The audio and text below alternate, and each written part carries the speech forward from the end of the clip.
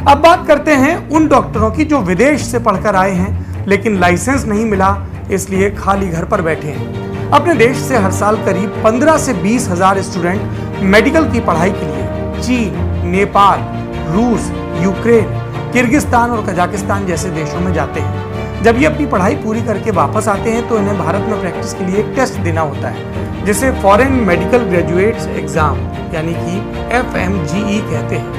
बिना इसे पास किए ये मेडिकल छात्र डिग्री होने के बावजूद भारत में प्रैक्टिस नहीं कर सकते। ऐसे समय में जब हम इतनी बड़ी महामारी से जूझ रहे हैं, डॉक्टर्स की भारी संख्या में जरूरत है, फॉरेन मेडिकल ग्रेजुएट्स ये मांग कर रहे हैं कि उन्हें भी कोरोना के खिलाफ लड़ाई में शामिल किया जाए। सरकार थोड़ी सी ढील दे तो एक बार में करीब 20 हजार डॉक्टर मिल सकते हैं। ये डॉक्टर मुख्यमंत्री और प्रधानमंत्री को चिट्ठी लिखकर फ्री में काम करने के लिए भी तैयार होने की बात कह रहे हैं और इनका कहना है बस हमें काम करने दिया जाए। सुनिए ऐसे ही एक डॉक्टर की राय। नमस्कार, मेरा नाम सूरज कुमार है। मैं यूक्रेन से MBBS फिफ्थ ईयर का छात्र हूँ। बताना चाहता हूँ कि हर साल भारत देश से लगभग 20 से 25 हजार विदेश में MBBS करने के लिए जाते हैं। 6 साल वहाँ कोर्स करने के पश्चात वो भारत आते हैं। उन्हें एक एग्ज़ाम देना पड़ता है जिसका नाम है FMGE।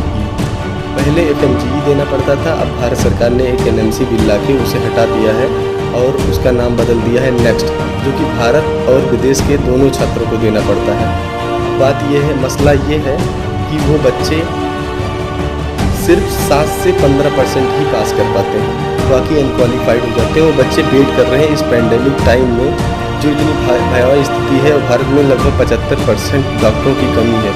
डॉक्टरों की कमी से भी मरीज मर रहे हैं। इसलिए मैं चाहता हूं कि भारत सरकार उन्हें ग्रेड मार्क देके या उन्हें ये FMGE स्क्रैप करके उन्हें मौका दे, जिससे वो भारत देश को सर्व कर पाएँ। फॉरेन मेडिकल स्टूडेंट्स की मांग का समर्थन करते हुए cardiac surgeon doctor Devi Shetty ने भी कहा कि ये युद्ध काल है। इस समय हमें उस तरीके से फैसले लेने होंगे जैसे युद्ध के दौरान लेते हैं। हमारे पास बड़ी संख्या में ऐसे डॉक्टर हैं जो विदेश से डिग्री लेकर आए, वो विदेश में प्रैक्टिस कर सकते हैं, अपने देश में नहीं। इनमें से कम 20 हजार सबसे बेहतर ग्रेजुएट्स को चुनकर उनकी ड्यूटी कोविड-19 में लगाई जा सकती है और फिर 1 साल की सर्विस के आधार पर उनका रजिस्ट्रेशन किया जा सकता है। ऐसे कई सुझाव हो सकते हैं जिनसे मौजूदा संकट को कुछ स्तर तक कम किया जा सकता है। जब हम डॉक्टर और नर्सेस की कमी पर बात कर रहे हैं, ओवरटाइम के उनके जज्बे की तारीफ कर रहे हैं, तो एक और शिकायत है जिस पर ध्यान दिए जाने की जरूरत है।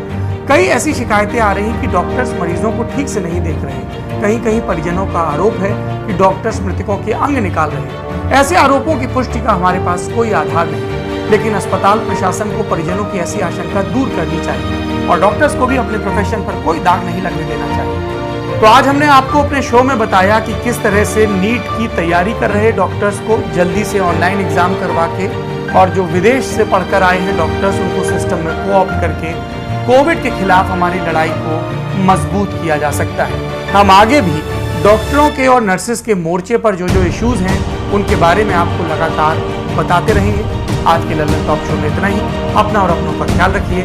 शुभ रात्रि।